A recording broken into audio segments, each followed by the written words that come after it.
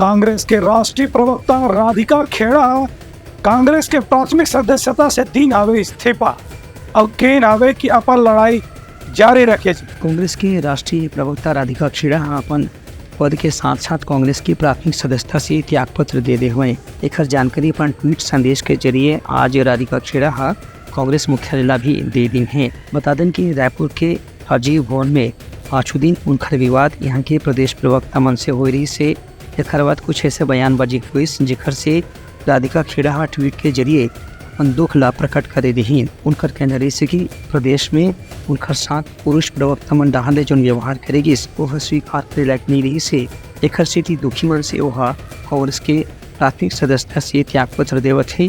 अब अपन स्वतंत्र रूप से भविष्य के नवा तलाश कर ही उनकर कहना रही से कि वह लड़की हवाएं वो लड़ सकत है। एक स्थिति अब अपन लड़ाई ला अकेला ही लड़ी और देशवासी मन से समर्थन के मांग होलो कर ही। Bureau report Uttarakhand news.